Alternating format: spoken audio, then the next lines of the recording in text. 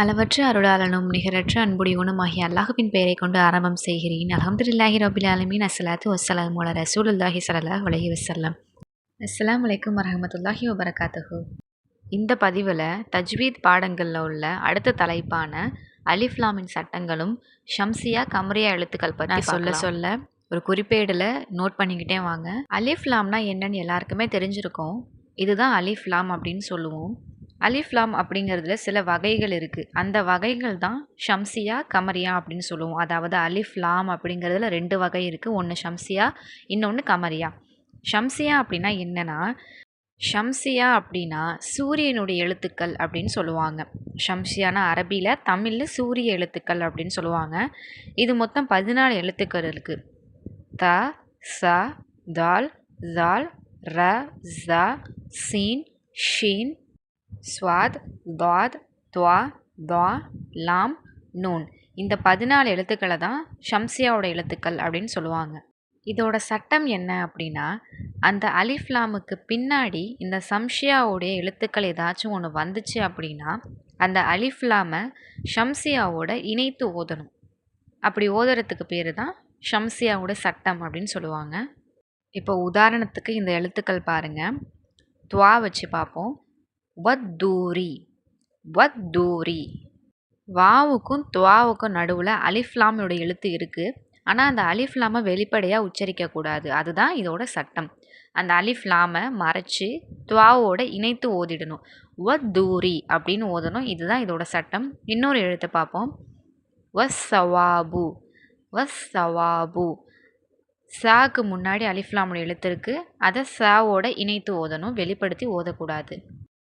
இவ்வளோ தான் ஷம்சியாவோட எழுத்துக்களும் அதோட சட்டமும். அடுத்து 2வது வகை கமரியா எழுத்துக்கள் அப்படின்னா என்னன்னு பார்க்கலாம். கமரியா அப்படின்னா சந்திரனோட எழுத்துக்கள் அப்படின்னு சொல்லுவாங்க. அரபியில் கமரியா, தமிழில் சந்திரனோட எழுத்துக்கள் அப்படின்னு சொல்லுவாங்க. இதுக்குமே மொத்தம் 14 எழுத்துக்கள் இருக்குது.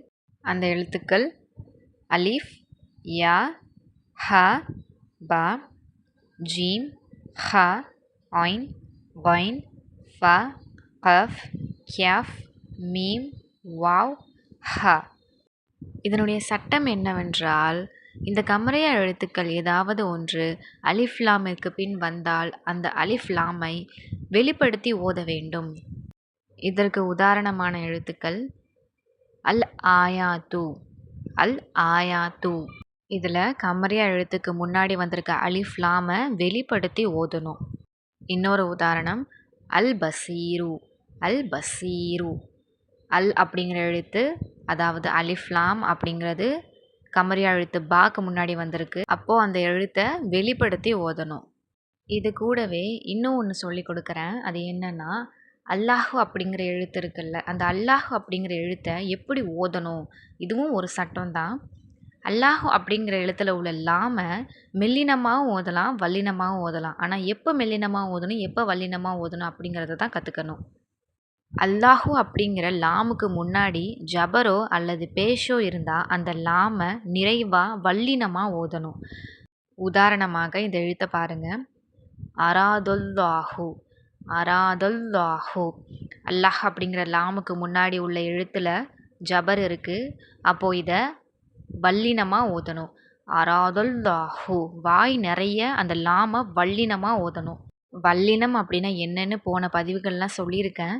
வாய் நிறைய அழுத்தமாக ஓதுறது தான் வல்லினம் அப்படின்னு சொல்லுவோம். மெல்லினம் அப்படின்னா மெலிசாக ஓதுறது, அதாவது லேசாக ஓதுறது. அதுவே அல்லாஹுடைய லாமுக்கு முன்னாடி ஜேர் இருந்துச்சு அப்படின்னா அந்த லாமை மெல்லினமாக ஓதணும். உதாரணத்துக்கு பிஸ்மில்லாஹி அப்படின்னு இருக்குது. பிஸ்மில்லாஹி. லாமுக்கு முன்னாடி உள்ள மீமுக்கு ஜேர் இருக்குது. அப்போது பிஸ்மில்லாஹி அப்படின்னு மெல்லினமாக ஓதுனா போதும். இன்னொரு எழுத்து பார்ப்போம். அல்ஹம்துலில்லாஹி, அல்ஹம்துலில்லாஹி. லாமுக்கு முன்னாடி உள்ள எழுத்துக்கு ஜேர் இருக்குது. அப்போது அதை மெல்லினமாக ஓதுனா போதும். இப்படி ஓதுறதுக்கு பேரை தர்கீக் அப்படின்னு சொல்லுவாங்க. வல்லினமாக ஓதுறத தப்கீம் அப்படின்னு சொல்லுவாங்க. மெல்லினமாக ஓதுறத தர்கீக் அப்படின்னு சொல்லுவாங்க. இந்த அல்லாஹ் அப்படிங்கிற எழுத்தை இந்த ஒரு சின்ன சட்டம் தெரிஞ்சு தான் அதை ஓதணும். அப்படி இல்லைன்னா அதுக்கு முழுமையான நன்மைகள் நமக்கு கிடைக்காது. இன்ஷா அல்லாஹ் இந்த வகுப்பில் சொன்னதெல்லாம் உங்களுக்கு முழுமையாக புரிஞ்சிருக்கும் அப்படின்னு நம்புகிறேன். ஒரு குறிப்பேடில் எழுதிக்கிட்டதையெல்லாம் குரானை வச்சு ஓதி பாருங்கள். அப்போ தான் சீக்கிரமே உங்களுக்கு தப்பு இல்லாமல் குரானை ஓத பழகும். தஜ்வீதோட அடுத்தடுத்த தலைப்புகள் பற்றி வர பதிவில் சொல்கிறேன். சீக்கிரம் நீங்கள் தஜ்வீதை முழுமையாக கற்றுக்கிட்டு இன்ஷா அல்லாஹ் பிழை இல்லாமல் ஓதணும் அப்படின்னு துவா செய்கிறேன். சுப்ஹான ரப்பிக்க ரப்பில் ஹிஸ்ஸதி அம்மா யஸிஃபூன் வஸ்ஸலாமு அலா முர்சலீன் வல்ஹம்துலில்லாஹி ரப்பில் ஆலமீன். அஸ்ஸலாமு அலைக்கும் வரஹ்மத்துல்லாஹி வபரகாத்துஹு.